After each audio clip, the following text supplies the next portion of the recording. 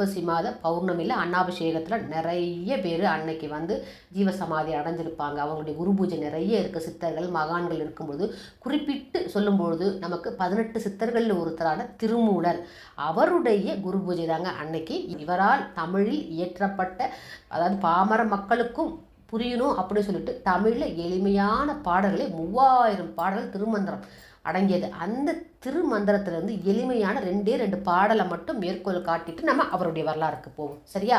அதாவது உலகியல்ல பற்று அற்று இருக்கணும் அப்படின்னு சொல்றாரு. இன்னொன்று வந்து எப்படி வந்து நம்ம இறைவனை வழிபட வேண்டும் அப்படின்னு சொல்றாரு. ரெண்டுமே சொல்றாரு.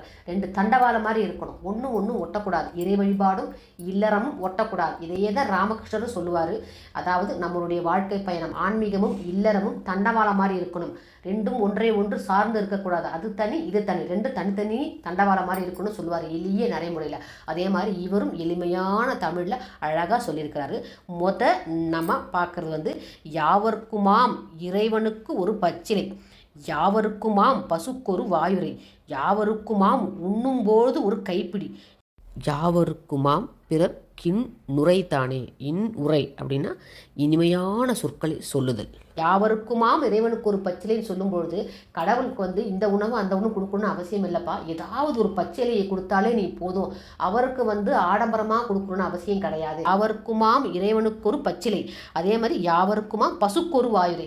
அதாவது அவர் சொல்கிறாரு, இந்த மாதிரி 5 அறிவு உள்ள ஜீவன்களுக்கு, அதாவது வாய் பேச முடியாத ஜீவன்களுக்கெல்லாம் இந்த மாதிரி நீங்கள் ஒரு கைப்பிடி அவங்களுக்கு வந்து நீங்கள் ஏதாவது ஒரு புல்லோ ஏதாவது ஒன்று கொடுங்க அப்படின்னு சொல்கிறாரு.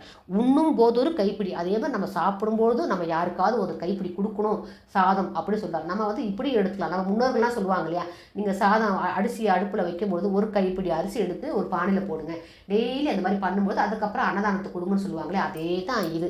அந்த அர்த்தத்தில் நம்ம இதை எடுத்துக்கணும். அதே மாதிரி இனிமையான சொற்களை பேசணும், எல்லாரிடமே இனிமையாக பேசணும், கடுஞ்சொல் கூறக்கூடாது அப்படின்னு அவர் சொல்கிறாரு. இந்த எப்படி பற்றற்று இருக்கணும்னு சொல்கிறார் பாருங்க. அருமீன் அருமீன் ஆசை அருமீன், ஈஸ்வருடன் இருப்பினும் ஆசை அருமீன், ஆசை படப்பட ஆய்ந்து வரும் துன்பம், ஆசை விட விட ஆனந்தமாமே. அதாவது துன்பமே ஆசைக்கு காரணம். அதுதான், ஆசைப்படும் போது துன்பம் வந்துடும். அதனால இந்த துன்பம் வந்து ஆசை வர்றதுனால தான் வருது. அதனால இந்த ஆசையை விடுங்க அப்படின்னு சொல்றேன். தனி பெரும் கருணை அருட்பெருஞ்சோதி, கண்ணில் கலந்தான் கருத்தில் கலந்தான், என் எண்ணில் கலந்தே இருக்கின்றான், பண்ணில் கலந்தான் என் பாட்டில் கலந்தான், உயிரில் கலந்தான் கருணை கலந்து.